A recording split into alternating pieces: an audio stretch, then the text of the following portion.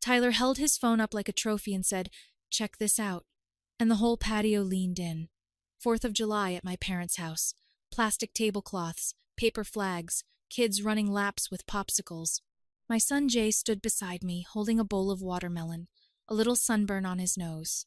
Tyler hit play. It was Jay's laptop on the video.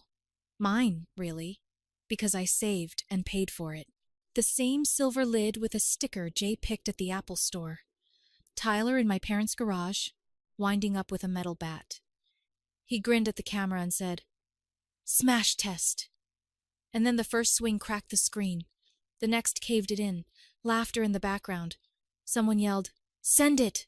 The caption read, "Destroying my cousin's gaming laptop for cloud." Everyone laughed. Not everyone. My cousin Tori's face flinched, but my sister Monica slapped the table like it was the funniest thing she'd seen all summer. "Boys will be boys," she said with that bored drawl she uses when she's already decided. I'm overreacting. My dad shook his head and chuckled. "It's just a gadget." Jay stared at the video, then at his hands. He still had the little microfiber cloth we kept in the case, tucked in his palm like it could fix it. His mouth opened, but no sound came out. The watermelon bowl tilted in his grip, juice running onto his new t-shirt. No one noticed. "Tyler," I said, but my voice was too thin. My hands shook. I could feel each heartbeat in my throat. I reached for Jay and felt his shoulder pull tight. He whispered, "My homework," like saying it could bring the laptop back. Tyler said, "Relax, dude. It's not real life." And people laughing again. Eyes up at the phone, in the sun on the screen. The bat came down one more time. I didn't scream. I didn't flip a table. I took a breath that hurt. I set the watermelon bowl down. I put my hand on Jay's back. "Let's grab some water," I said. And we walked into my parents' kitchen, while everyone watched the views climb. In the sink, Jay's breath hitched, sharp like a hiccup he couldn't swallow. He didn't cry there. He wouldn't. He wiped his eyes with the heel of his hand and said, "It's okay," like he was trying to convince me, like he was worried about making a scene. He's 12. He's quieter than most boys. He always says please. I pulled out a paper towel, dabbed his shirt, and stared at the magnet with all the grandkids' photos on my mom's fridge. 13 little faces. Jay's picture had fallen behind the postcard months ago. I'd noticed then. I told myself it didn't matter. Tyler's video kept playing in the other room. Fireworks popped early in the neighborhood. Something in me finally went very still. I'm Barry. I'm 38, and I live in Columbus, Ohio. I own a small flower shop called Petal and Ledger because my brain lives in roses and invoices. I married once, divorced quietly, and adopted my son when he was 6. Jay loves drawing robots and putting little notes in plant pots at my shop that say things like, "You got this." On Saturdays, he waters. He counts each spritz. My family lives 15 minutes from me. We make a big deal out of little holidays. We also turn every big ask into helping out for the kids. My parents are retired. My sister, Monica, is 35 and constantly between better things. My older brother, Nate, works construction. He shows up and fixes what he can. He also goes along with whatever keeps the peace. For years, I was the peacekeeper with the debit card.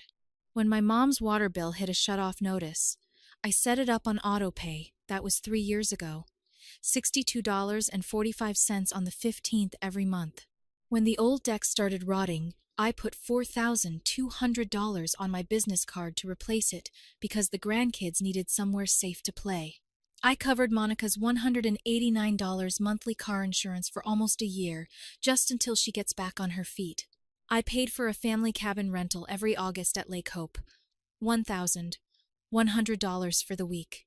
Because we all need the time together. I told myself this was generosity. That's what you do for family. I told myself Jay would grow up wrapped in this net of people, and it would be worth it. But the net had holes. When I first brought Jay to Christmas at my parents' after the adoption was finalized, there were 11 stockings on the mantle. My mom said, We can share with mine, and laugh like it was a joke, while she tied my name and his together on a hook. The next year, there were 12 stockings. Monica had started seeing someone with a toddler she wanted to include, but Jay's was spelled Jaden. I corrected it with a permanent marker. My mom said, "Don't be fussy." They took the grandkids to the zoo last spring. They bought all-day wristbands. Jay didn't have one. "We thought you didn't want him around animals after last time," meaning the time a goat nipped the corner of Jay's shirt and he cried quietly under a tree. They went anyway. I bought a ticket at the gate and walked with Jay, wristbandless, while the cousins rode the carousel. The pictures my mom posted said, "Cousin's Day," with a heart. Jay was behind a bush in one shot, half an ear. I paid for Tyler's soccer cleats when Monica forgot practice started that week. $90. I ordered cake for my mom's birthday and replaced the broken oven knob so she could bake again. $42. I split the cost of my dad's hearing aids with Nate. $750. When Monica's account overdrafted by $300, she sent me a "Hey sis" with her routing number. It was always small enough to look like kindness. It was always just big enough to sting. And they minimized Jay. Always in small, deniable ways. "He's sensitive," my mom would say when he asked to leave a loud room. "He's not into sports," my dad would say when there were ball games. "He's not blood," Monica said once after too much wine. Not looking at me, looking at her phone. I asked her to repeat it. She didn't. Nate looked at his shoes. The laptop was my big splurge for Jay. He'd started middle school, and his art teacher said he had a good eye. I saved for 6 months, putting $300 a month into an envelope in my desk. Jay picked it out himself. 1 3-inch, 16 gigs of RAM, a pen for drawing, a sticker on the lid that said "Be kind," with a little robot. Out the door with cases and Apple Care, it was $1,800. He used it every night at the kitchen table, drawing quiet cities and doing science quizzes. He'd wipe it down and tuck the cloth in the case like a ritual. He was careful with it in a way that made me proud and a little sad. Monica had been pushing me to chip in for Tyler's content. He wanted a new phone for filming. "It'll pay for itself," she said. I said no. One of the few times I said no. After that, things got colder. Fewer texts about Jay, more jokes about me being tight, even as I paid for the lake cabin again. So, when Tyler played that video at the barbecue, it wasn't random cruelty. It was part of the same script. Jay was always the extra. My money was never optional. The bat hit the screen, and I saw every little cut I'd taken to keep everyone else comfortable. I took Jay home early. On the drive, he asked in a small voice if Tyler would buy him a new one. "We'll take care of it," I said. My jaw so tight it hurt. I tucked him into bed with the book and sat at my kitchen table with the broken charger, the metal prongs bent like teeth. Tyler had posted the video everywhere. I watched the view count tick up and the comments calling Jay a nerd and crybaby energy and telling Tyler he was a legend. I saved the video. I took a screenshot of Tyler's caption. I took another of Monica's "LOL boys will be boys" comments. I opened my email and pulled up the receipt from the Apple Store, still starred in my inbox. $1,799.76, including tax. I noticed the timestamp, 4:42 p.m., 3 months ago, and thought of Jay staring at the glass display cases and asking if it was too much. I thought of my mom's fridge and the missing photo. I should have known. I did know. I chose to pretend it didn't matter because it was easier. It hit me all at once.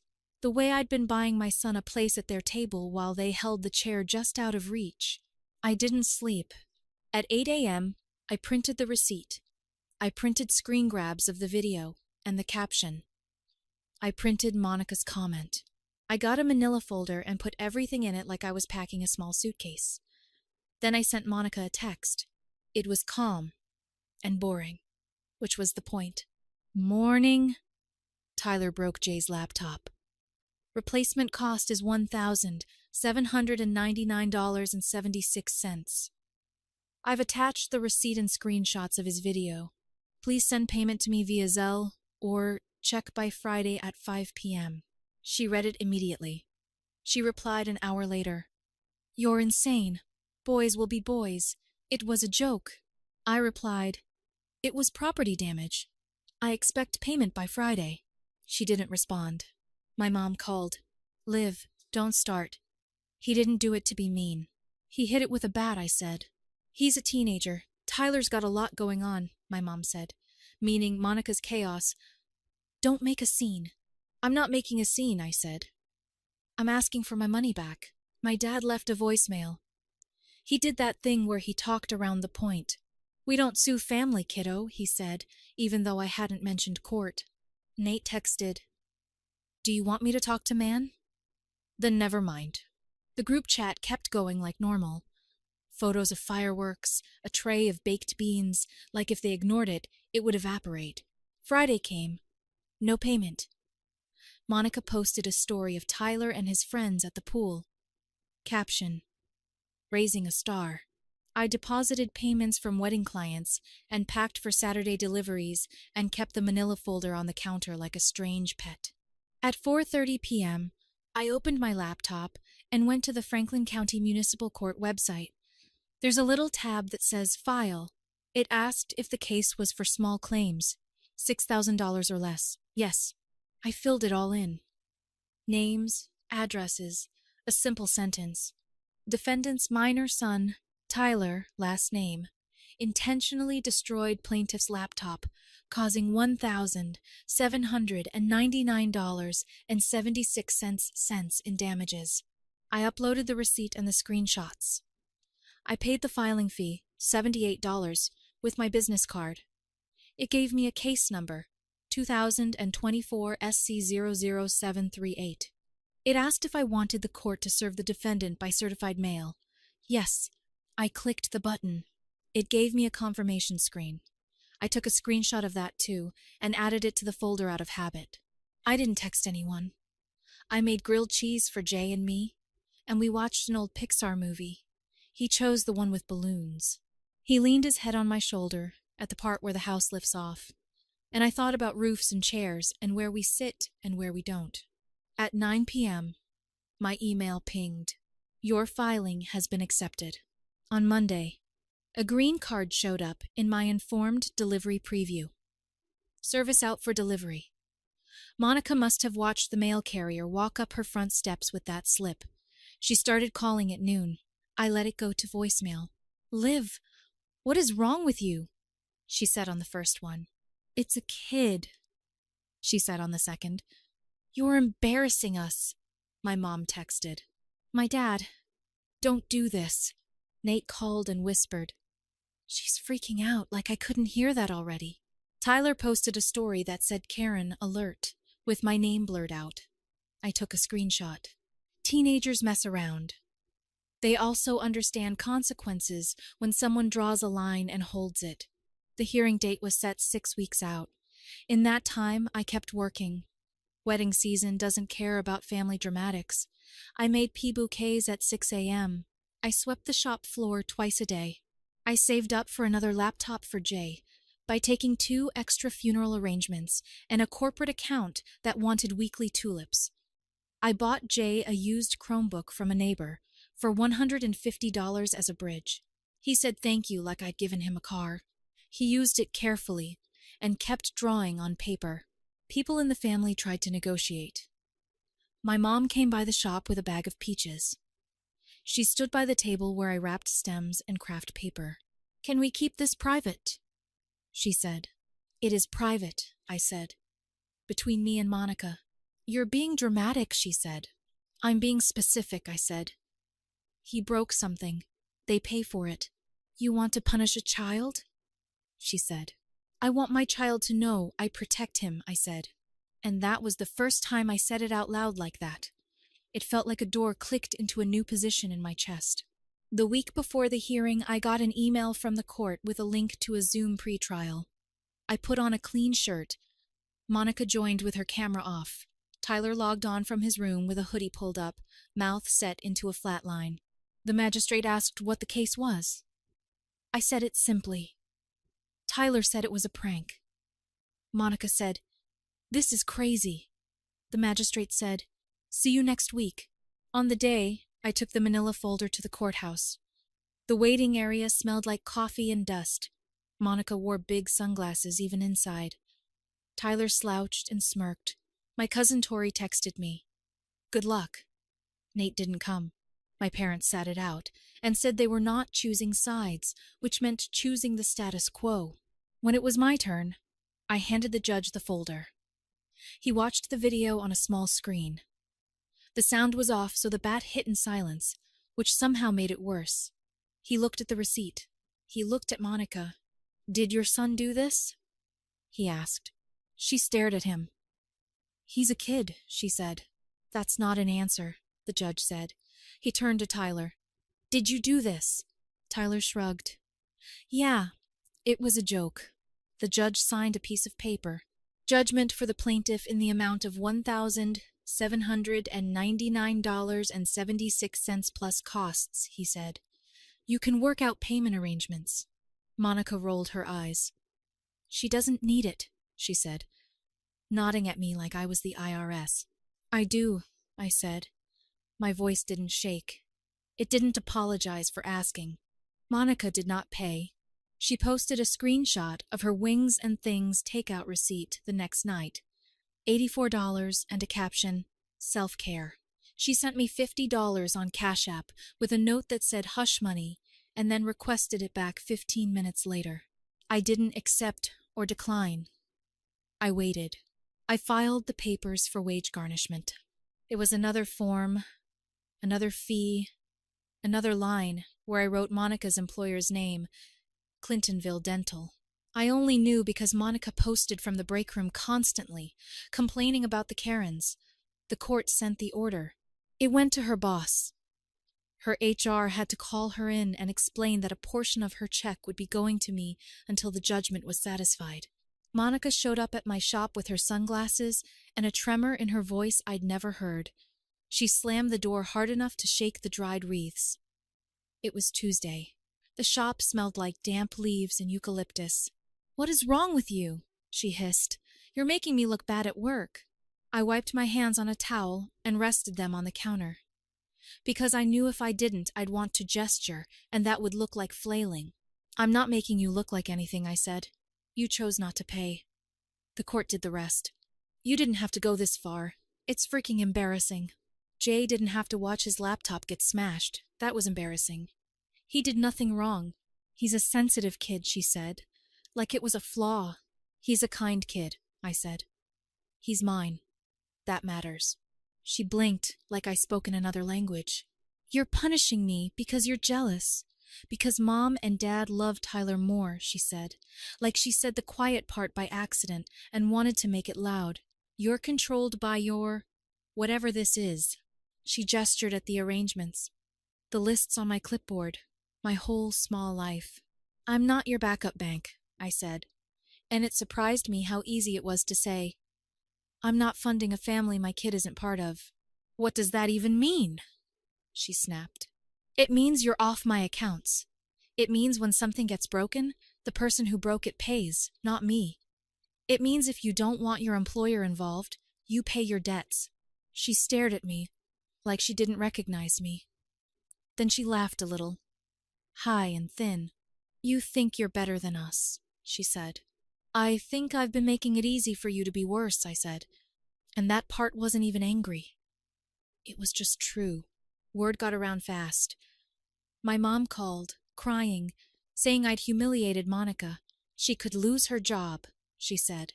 Like that would be my fault, and not the consequence of refusing to pay for 2 months and daring the system to act. "She won't, if she keeps showing up," I said. "This is 14% of a paycheck until it's done.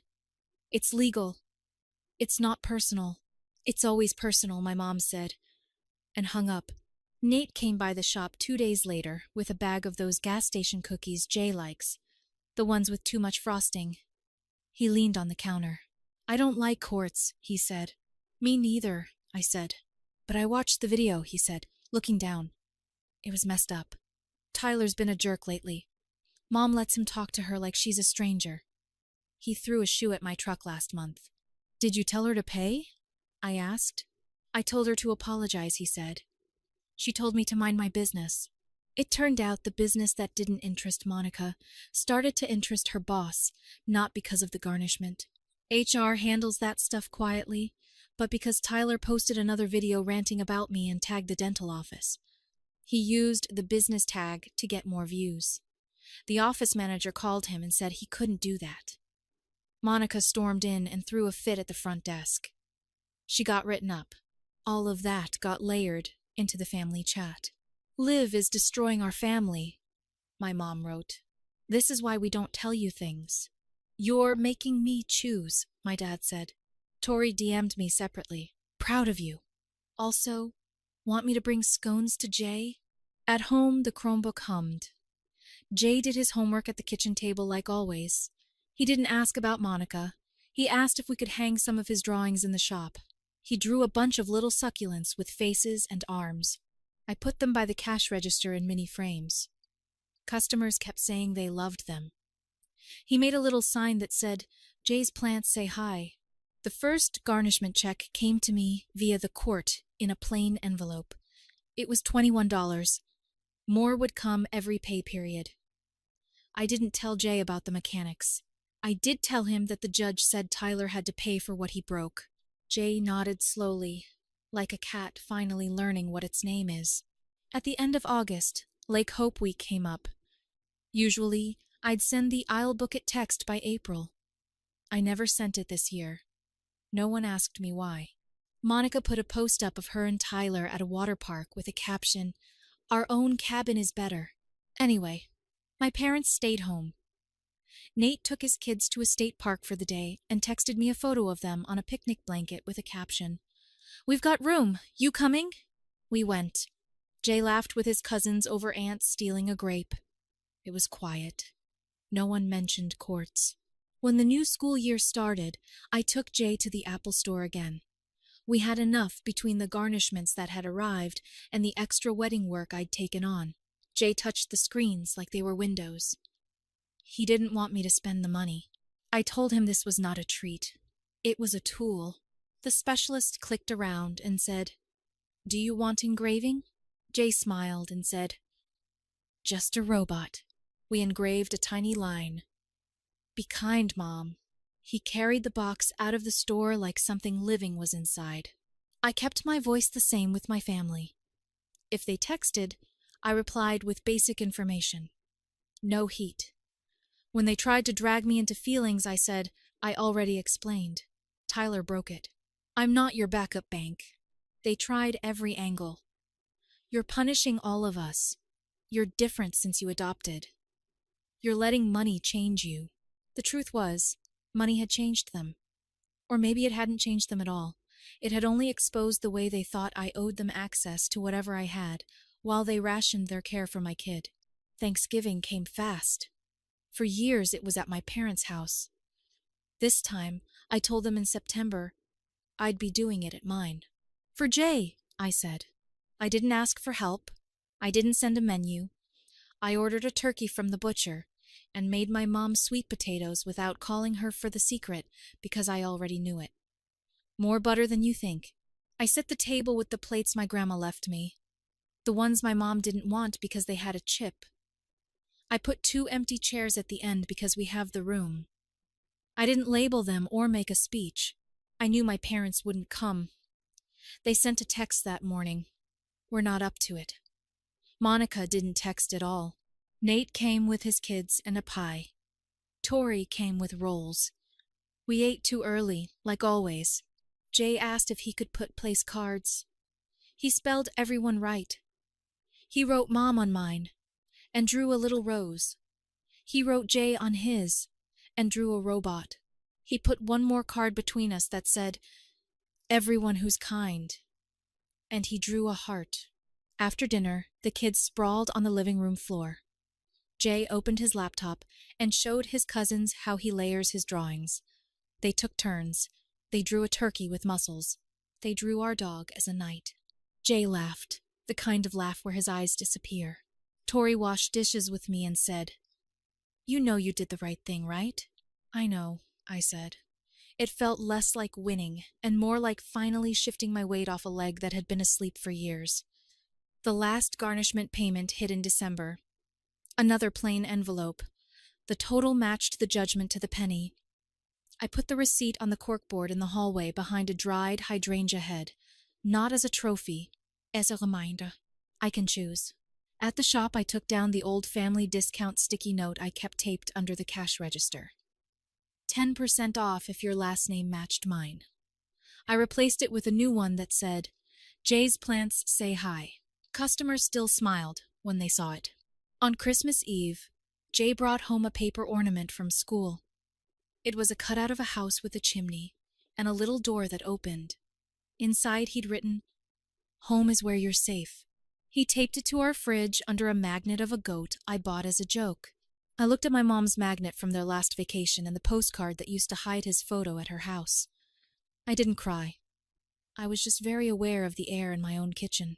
How it smelled like nutmeg and pine. How my son hummed. How quiet can be full.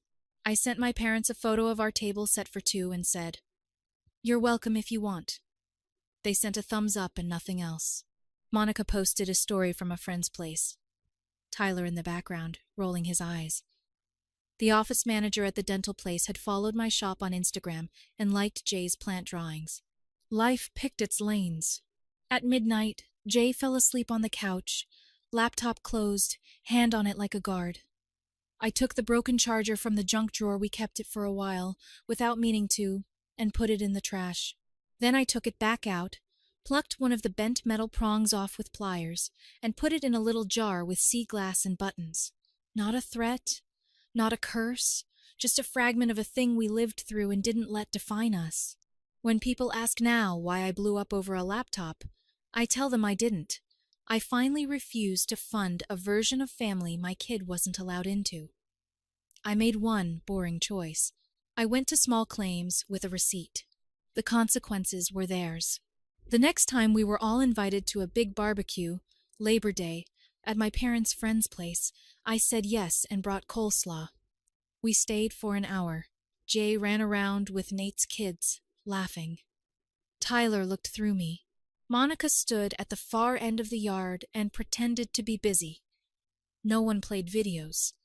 No bats came out. I didn't wait for anything to happen. When Jay tugged my sleeve and said, Home, we left. On the drive back, he said, Mom. Yeah? Thanks for the robot, he said, tapping his laptop bag. Always, I said. It wasn't revenge. It was just rearranging the chairs so my son had a real place to sit. And once I did that, the room felt different, warmer,